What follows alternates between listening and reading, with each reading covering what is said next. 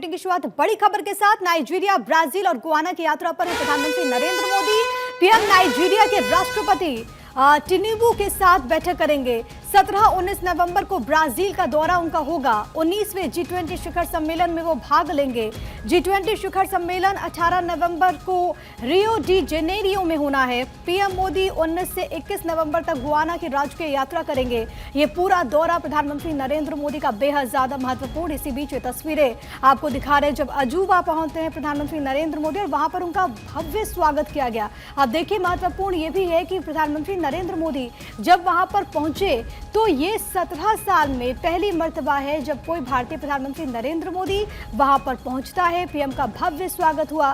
भारत का अहम पार्टनर है नाइजीरिया और सबसे बड़ी बात है कि नाइजीरिया के जो राष्ट्रपति हैं टिनुबू, उन्होंने प्रधानमंत्री नरेंद्र मोदी को आमंत्रित किया। जब पीएम वहां पर पहुंचते हैं तो वहां पर प्रधानमंत्री नरेंद्र मोदी को सिटी ऑफ की भेंट किया गया। ये दरअसल जो चाबी है वो विश्वास और सम्मान का प्रतीक है।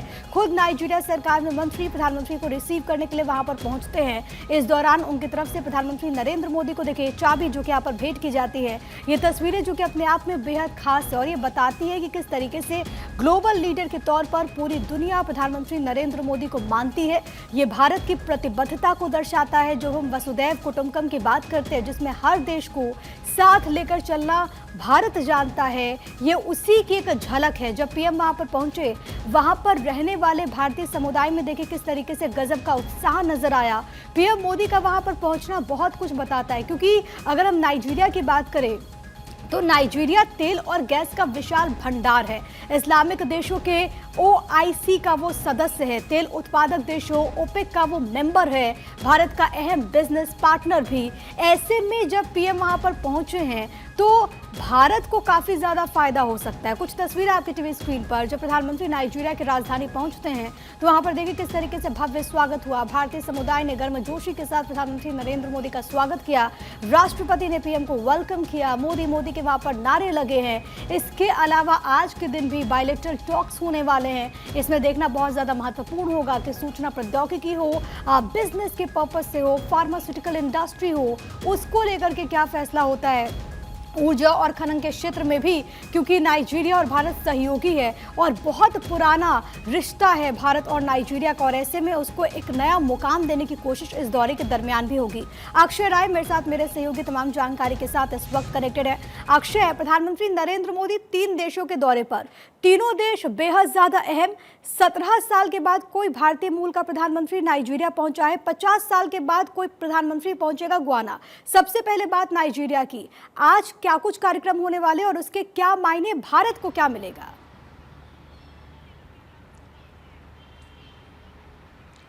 देखिए, बहुत महत्वपूर्ण दौरा हो जाता है क्योंकि 17 साल बाद कोई भारतीय प्रधानमंत्री नाइजीरिया पहुंचा है और ये माना जा सकता है कि वहां पर कई MOUs साइन किए जाने हैं।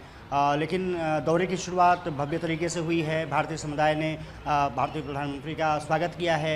लावड़ी नृत्य, जो मराठी ये सांस्कृतिक नृत्य माना जाता है, उसके जरिए स्वागत किया गया है। तिरंगे भेंट किए गए। छोटी बच्ची ने वहाँ पर एक गुलदस्ता भेंट किया। कुछ बच्चों को दुलारते हुए नजर आए। मोदी मोदी के नारे लगाए गए और भारतीय समुदाय नाइजीरिया में अच्छी खासी संख्या में है। ये कहा जाता है कि लगभग सरकार का जो GDP है वो लगभग 40% के आसपास भारतीय जो वहाँ पर उद्योगपति हैं उनके हिस्से से आता है। साफ तौर पर है कि नाइजीरिया की जो अर्थव्यवस्था है वो भारतीयों के सहारे निश्चित रूप से चल रही है और वहाँ पर फार्मास्यूटिकल इंडस्ट्रीज की बात करें, एनर्जीज की बात करें, निश्चित रूप से वो काफ़ी महत्वपूर्ण हो जाता है। जो नाइजीरिया में जो लोग नौकरी पाते हैं उसमें कहीं ना कहीं भारतीय समुदाय का बहुत बड़ा योगदान है, भारतीय उद्योगपतियों का बहुत बड़ा योगदान है। भारतीय प्रधानमंत्री नरेंद्र मोदी का कुछ देर बाद कहा जा रहा है कि प्रेसिडेंशियल हाउस में सेरेमोनियल रिसेप्शन होगा। उसके बाद लगभग 10:10 से 10:20 तक, और उसके बाद प्रधानमंत्री राष्ट्रपति के साथ द्विपक्षीय वार्ता में भी शामिल होंगे। रिस्ट्रिक्टेड कुछ टाइम भी रखे गए हैं 25 मिनट का, जिसमें कि किसी की एंट्री नहीं होगी। ये माना जा सकता है कि जो MOUs होंगे वो एनर्जी सेक्टर में हो सकते हैं। किस तरह से भारत नाइजीरिया की मदद कर सकता है, नाइजीरिया किस सेक्टर में भारत की मदद कर सकता है, खास करके ऊर्जा के क्षेत्र में और फार्मास्यूटिकल इंडस्ट्रीज के क्षेत्र में किस तरह से भारत और नाइजीरिया एक दूसरे का सहयोगी बन सकते हैं, उस पर एमओयूज किए जाने हैं, ये खबर आ रही है। तो काफ़ी महत्वपूर्ण दौरा, और क्योंकि टिब्बू के दौरे पर ही ये प्रधानमंत्री नरेंद्र मोदी पहुंचे हुए हैं, जिस तरह से ये माना जा सकता है कि नाइजीरिया का दौरा काफ़ी महत्वपूर्ण होने जा रहा है। और उसका नाइजीरिया के बाद प्रधानमंत्री नरेंद्र मोदी देर शाम कहा जा रहा है कि रवाना होंगे रियो डी जेनेरियो के लिए। कह सकते हैं कि आज का दौरा काफ़ी महत्वपूर्ण हो जाता है, और जिस तरह से प्रधानमंत्री नरेंद्र मोदी का स्वागत वहां पर किया गया है, जिस तरह से उनको वहां की चाबी भेंट की गई है, जो कि एक कहा जा सकता है कि प्रतिबद्धता रही है, विश्वास रहा है भारत के प्रति नाइजीरिया का, और वो विश्वास का प्रतीक भी है अक्षय। लेकिन एक प्रश्न यहाँ पर यह भी उठता है, क्योंकि हमने देखा कि मोदी 3.0 में प्रधानमंत्री बैक टू बैक कई देशों का दौरा कर चुके हैं। कई ऐसे देश भी हैं जो कि पहले उस तरीके से जिनको लोग नहीं भी जानते थे, लेकिन उनके बारे में भी अब लोगों को पता चला है, खासतौर पर जो भारत के लोग हैं, कि वो भी कंट्रीज हैं। ऐसे में नाइजीरिया का दौरा, क्योंकि अगर हम बात करें अफ्रीकन कंट्री में, क्या ये बताता है कि बदलते वर्ल्ड ऑर्डर में भारत हर किसी को साथ लेकर के चलना जानता है?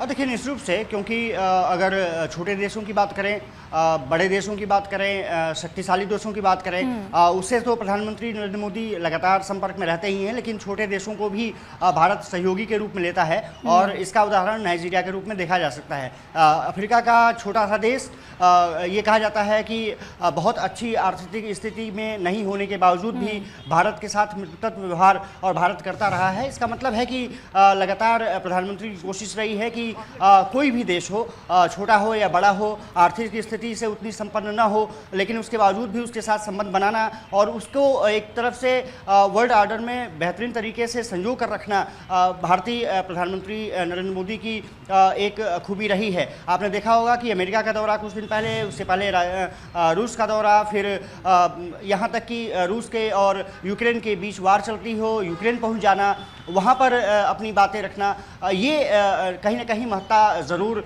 निकल के सामने आई है कि भारत अब स्टेप उठाता है, स्टेप लेता है। अगर युद्ध चल रहे हैं तो वहाँ पर हस्तक्षेप करने की बात भी करता है कि हम चाहते हैं कि शांति हो। तो ऐसी चीज़ें हैं, और डेवलपमेंट के हिस्से से काफ़ी महत्वपूर्ण हो जाता है। प्रधानमंत्री नरेंद्र मोदी क्योंकि नाइजीरिया दौरे के बाद गुयाना भी जाने का कार्यक्रम है, वहाँ के प्रधानमंत्री से उनकी मुलाकात होगी।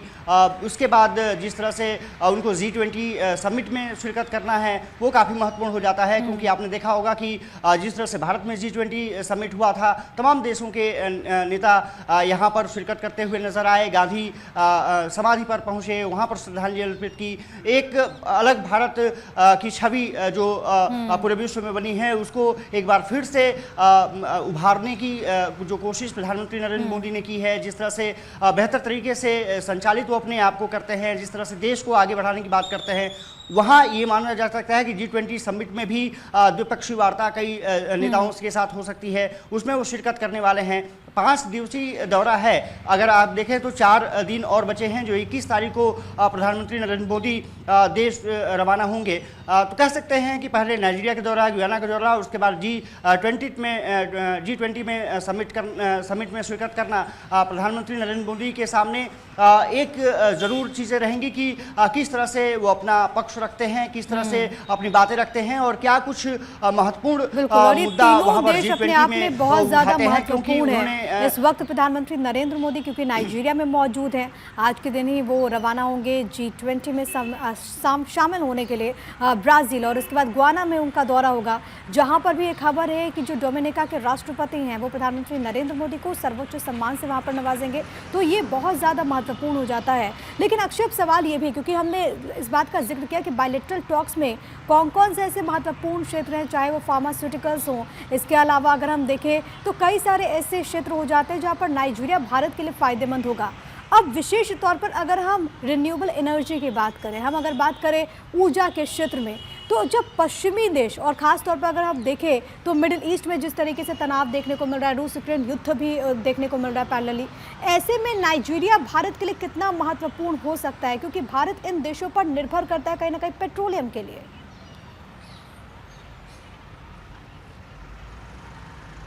और देखिए बिल्कुल पेट्रोलियम जो पदार्थ होते हैं वो कहीं ना कहीं आत्मनिर्भरता भारत में नहीं है, उसको बढ़ाने की कोशिश लगातार जारी है। कोलकाता में कुछ दिन पहले एक साइट खोजी गई, वहाँ से एक्सट्रैक्शन शुरू हो चुका है, लेकिन कहीं ना कहीं मिडिल ईस्ट काफ़ी महत्वपूर्ण रोल अदा करता है। और प्रधानमंत्री का ये दौरा इसीलिए काफ़ी महत्वपूर्ण हो जाता है क्योंकि ये कहा जा रहा है कि लगभग 2:30-3 बजे के आसपास जो समय होगा वो अंबुजा होटल में प्रधानमंत्री कई लोगों से मिलने वाले हैं। इसके अलावा ये भी कहा जा रहा है कि जो लंच होस्ट किया है प्रेसिडेंट टिनुबू ने, उसमें भी प्रधानमंत्री शिरकत करेंगे। उससे पहले लगभग 1 बजे के आसपास जो MOU साइन होने हैं वो काफ़ी महत्वपूर्ण हो जाते हैं।